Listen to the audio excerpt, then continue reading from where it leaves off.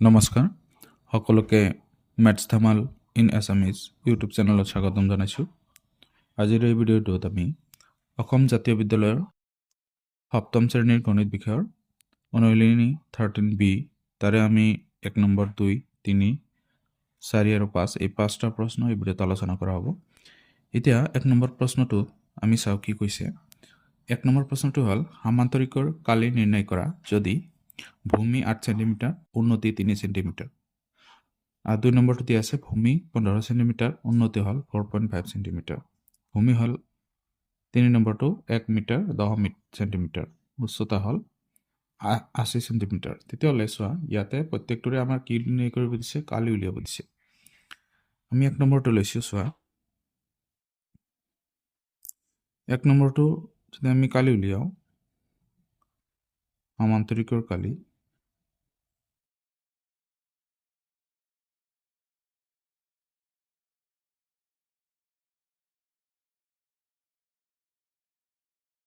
চোৱা সামান্তৰিকৰ কালিৰ সূত্ৰটো তোমালোকে জানিব লাগিব। সামান্তৰিকৰ কালিৰ সূত্ৰ হ'ল ভূমি পূৰণ উন্নতি। সো ইয়াতে ভূমিৰ মানটো দিয়া আছে 1 নম্বৰত কিমান 8 সেন্টিমিটাৰ পূৰণ উন্নতিৰ মানটো দিয়া আছে 3 সেন্টিমিটাৰ।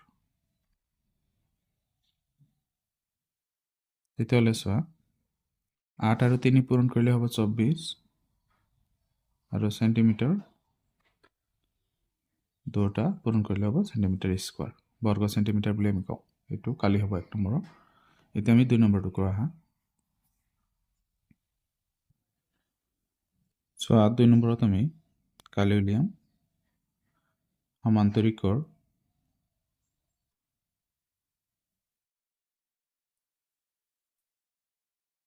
কালি ইকুৱেল ভূমি পূৰণ উন্নতি।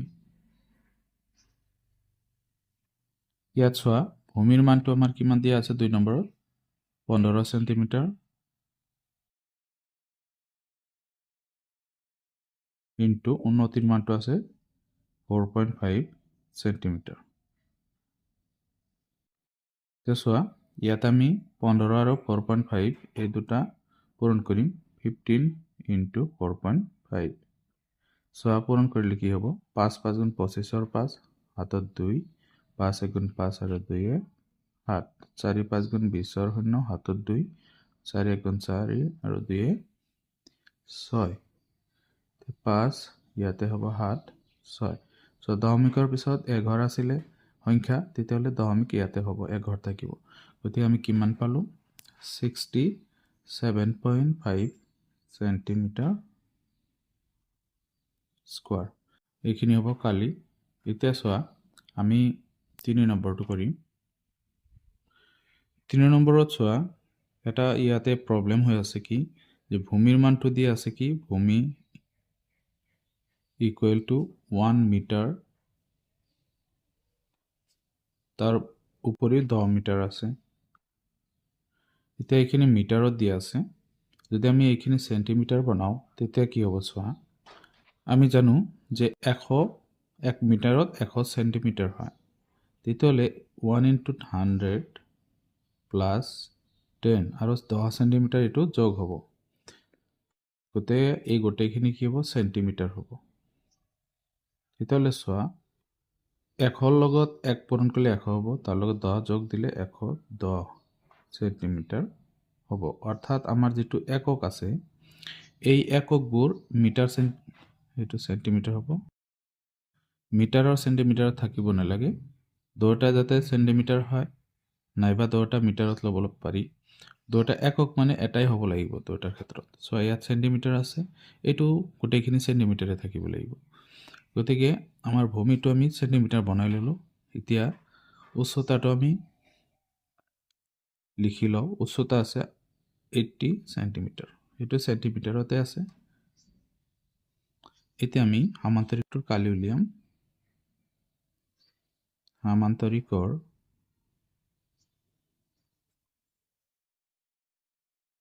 কালি ইকুৱেল ভূমি ইনটু উচ্চতা। চোৱা ভূমিৰ মানটো ইয়াত এতিয়া হ'ল 110 সেন্টিমিটাৰ আৰু উচ্চতাটো হ'ল 80 সেন্টিমিটাৰ। 110 and 80 centimetre. এতিয়া এই দুটা পূৰণ কৰিলে হ'ব। চোৱা ইয়াত আমি 8 আৰু 11 পূৰণ কৰি দিম, পাছত দুটা শূন্য আমি দি দিম। 8 11 গুণ 88 আৰু শূন্য দুটা আমি দি দিলোঁ, গতিকে আমাৰ আনসাৰটো হ'ব 8800 সেন্টিমিটাৰ স্কোয়াৰ, 8800 সেন্টিমিটাৰ স্কোয়াৰ। এইখিনি কালি হ'ব। এতিয়া আমি 2 নম্বৰটো সমাধান কৰোঁ আহা। প্ৰশ্নটো চোৱা, প্ৰশ্নটোত কৈছে ত্ৰিভুজৰ কালি নিৰ্ণয় কৰা যদি 1 নম্বৰত আছে ভূমি যদি 10 সেন্টিমিটাৰ হয় আৰু উন্নতি যদি 6 সেন্টিমিটাৰ হয় এই ত্ৰিভুজটোৰ। 2 নম্বৰটো ভূমি যদি 14.8 সেন্টিমিটাৰ হয় আৰু উন্নতি যদি 10 সেন্টিমিটাৰ হয়। এতিয়া 1 নম্বৰটো আমি সমাধান কৰোঁ হা।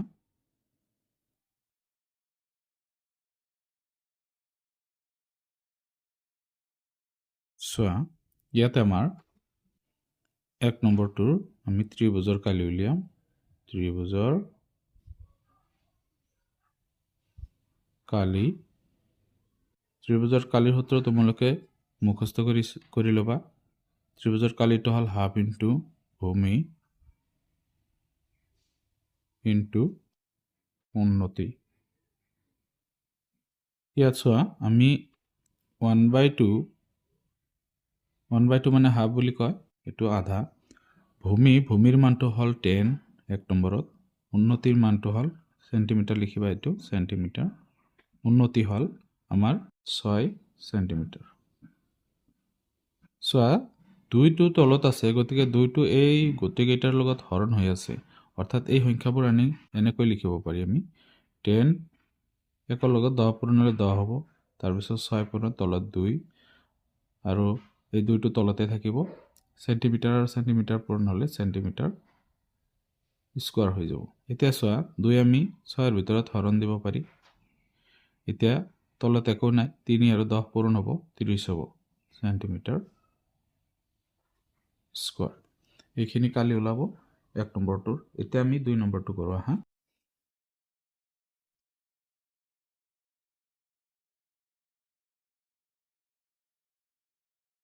ত্ৰিভুজৰ কালি ইকুৱেল, চোৱা ইয়াত আমাৰ আগৰ নিচিনাই সূত্ৰ বহাব লাগিব, হাফ ইনটু ভূমি ইনটু উন্নতি। ইয়াতে চোৱা 1/2 ইনটু ভূমিৰ মানটো 2 নম্বৰত দিয়া আছে 14.8 সেন্টিমিটাৰ পূৰণ উচ্চতা বা উন্নতি দিয়া আছে 10 সেন্টিমিটাৰ।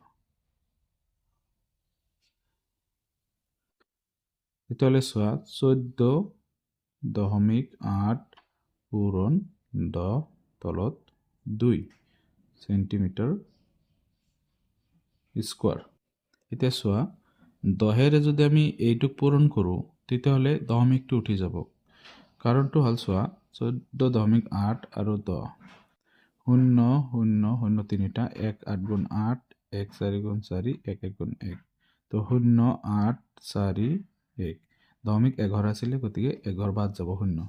দশমিকৰ পিছত 0ৰ ভেলু নাই, সেইকাৰণে বাদ যায়। এতিয়া চোৱা 148 হৈ আছে। এতিয়া 2ৰে যদি হৰণ কৰা হয় সেন্টিমিটাৰ স্কোয়াৰ, চোৱা 2ৰে যদি আমি হৰণ কৰি কিনি কিমান পাম? 2 আমাৰ ইয়াত 14ৰ ভিতৰত যায় আছে 7 বাৰ আৰু 8ৰ ভিতৰত 4 বাৰ, গতিকে 74 সেন্টিমিটাৰ স্কোয়াৰ। এইখিনি কালি আমি পাম। এতিয়া আহা আমি 3 নম্বৰ প্ৰশ্নটো সমাধান কৰোঁ আহা। চোৱা ইয়াত আমাৰ 3 নম্বৰ প্ৰশ্নটো হ'ল এটা সামান্তৰিকৰ ভূমিৰ দিশ 7 সেন্টিমিটাৰ, ভূমি আৰু তাৰ বিপৰীত বাহুটোৰ মাজৰ দূৰত্ব হ'ল 6 সেন্টিমিটাৰ, সামান্তৰিকটোৰ কালি উলিয়া। এতিয়া কথাটো এনেকুৱা বুজি লোৱা যে এইটো যদি সামান্তৰিক হয়, চোৱা এনেকুৱা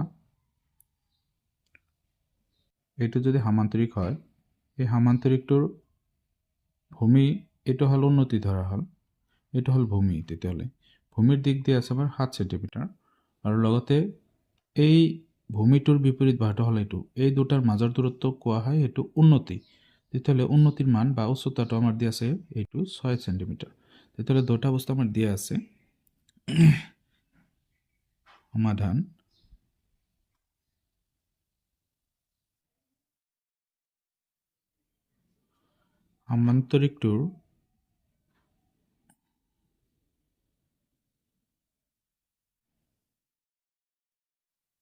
সামান্তৰিকটোৰ হেৰি দিয়া আছে আমাৰ ভূমি কিমান দিয়া আছে 7 সেণ্টিমিটাৰ। তাৰপিছত উন্নতি কিমান আছে? উন্নতি আছে 6 সেণ্টিমিটাৰ। তেতিয়াহ'লে আমি ইয়াৰ কালি উলিয়াব পাৰি, আমাক কালি উলিয়াব দিছে। therefore সামান্তৰিকৰ কালি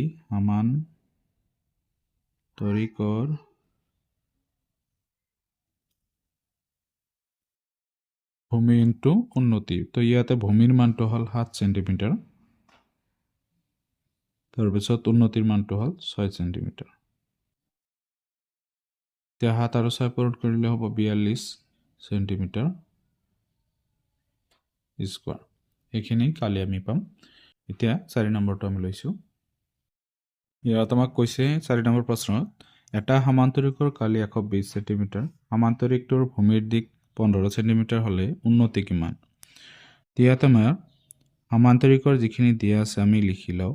সামান্তৰিকটোৰ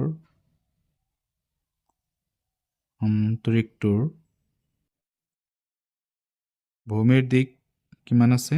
ভূমি 15 সেণ্টিমিটাৰ। তেতিয়াহ'লে আৰু কি দিয়া আছে আমাক? কালি দিয়া আছে। কালি আছে কিমান? কালি আছে 120 সেণ্টিমিটাৰ স্কোৱাৰ।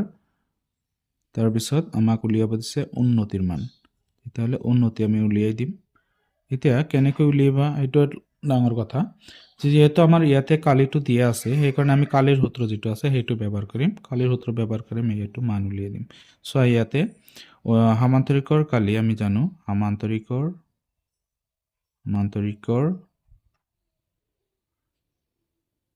কালি দিয়া আছে আমাৰ 120 সেণ্টিমিটাৰ স্কোৱাৰ। এতিয়া চোৱা, এই সামান্তৰিকৰ কালিৰ যিখিনি ঠাই আছে, এই ঠাইত আমি সামান্তৰিকৰ কালি বহাই দিম। সামান্তৰিকৰ কালিৰ সূত্ৰটো কি আছিলে? যে ভূমি পূৰণ উন্নতি ইকুৱেল 120। এতিয়া চোৱা, ভূমিৰ মানটো কিমান দিয়া আছিলে? 15 সেণ্টিমিটাৰ ইনটু উন্নতি। এতিয়া সেণ্টিমিটাৰটো তোমালোকে সেণ্টিমিটাৰ যিটো স্কোৱাৰ হৈ আছে, এইটো তোমালোকে সেণ্টিমিটাৰ পূৰণ কৰি দিব পাৰা, কাৰণ দুটা সেণ্টিমিটাৰ লগ হৈ সেণ্টিমিটাৰ স্কোৱাৰ হৈছিল। এতিয়া 120 সেণ্টিমিটাৰ ইনটু সেণ্টিমিটাৰ। এতিয়া চোৱা, আমি উন্নতি এইফালে ৰাখি দিম, কাৰণ উন্নতিৰ মান উলিয়াব দিছে, বাওঁফালে ৰাখি দিলোঁ। এতিয়া 15 সেণ্টিমিটাৰ সোঁফালে গ'লে হৰণ হ'ব, কাৰণ ইয়াতে উন্নতিৰ লগত পূৰণ হৈ আছে। তেতিয়াহ'লে 120 সেণ্টিমিটাৰ পূৰণ সেণ্টিমিটাৰ ডিভাইডেড বাই 15 সেণ্টিমিটাৰ। চোৱা, সেণ্টিমিটাৰৰ লগত সেণ্টিমিটাৰ এটা কেঞ্চেল হ'ব। তেতিয়াহ'লে আমি উন্নতিৰ মান কিমান পাম? ইয়াত আমি উন্নতিৰ মানটো পাম। উন্নতি ইকুৱেল 15 ইয়াতে হৰণ যাব কিমান বাৰ? 8 বাৰ। 8 বাৰ গ'লে কিমান হয়? 4 বাৰত 60 হয় আৰু 60। তেতিয়াহ'লে 8 বাৰ যাই আছে 8 সেণ্টিমিটাৰ, ওপৰত সেণ্টিমিটাৰ ৰৈ গ'ল। তেনেকৈ আমি 8 সেণ্টিমিটাৰ উন্নতি পাম। গতিকে এইটো সমাধান হ'ল। এতিয়া আমি 5 নম্বৰটো কৰোঁ আহা। 5 নম্বৰ প্ৰশ্নটো হ'ল ABCD সামান্তৰিকৰ কালি আছে 60 সেণ্টিমিটাৰ স্কোৱাৰ, DE লম্ব AB আৰু DE ৰ মান আছে 6 সেণ্টিমিটাৰ হ'লে DCৰ মাপ উলিয়াই। ইয়াত চোৱা ডি ইৰ মান দিয়া আছে 6 সেন্টিমিটাৰ। এইটো হ'ল সমান্তৰিকটো। ইয়াত আকৌ ডি ই লম্বকাৰ ওপৰত এ বি ওপৰত, তেতিয়াহ'লে এ বি হ'ব ভূমি, এই ভূমিৰ মানটো দিয়া নাই আমাৰ, তেতিয়াহ'লে ডি চি আৰু এ বি এই দুটা কিন্তু সমান, কাৰণ সমান্তৰিকৰ বিপৰীত বাহু সমান, এইটোৰ লগত এইটো সমান আৰু এই বাহুৰ লগত এই বাহুটো সমান হ'ব। গতিকে আমি ডি চিৰ মান পালে এ বিৰ মান আমি পাম, অৰ্থাৎ এ বিৰ মান পালে আমি ডি চিৰ মান পাম। এতিয়া সমাধান কৰোঁ আহা চোৱা। সমাধান ইয়াতে চোৱা আমাৰ হেৰি হ'ব এ বি চি ডি সমান্তৰিকৰ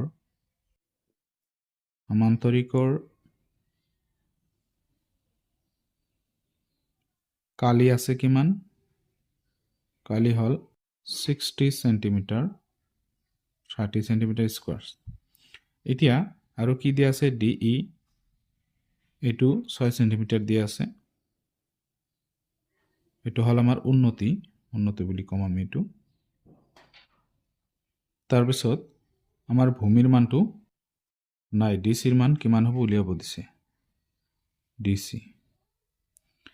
তেতিয়াহ'লে চোৱা আমি এইটো কি কৰিম, যিহেতু এইটো এটা এ বি চিৰ এটা সমান্তৰিক, গতিকে আমি কি কৰিব পাৰোঁ, যিহেতু আমি লিখিম এ বি চি ডি সমান্তরিক,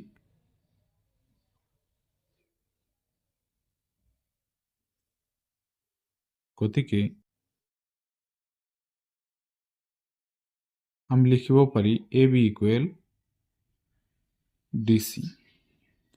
তেতিয়াহ'লে এতিয়া আমি কি কৰিম, সমান্তৰিকৰ যিটো কালি আছে সেই কালি সূত্ৰ ব্যৱহাৰ কৰিম। ইয়াতে সমান্তৰিকৰ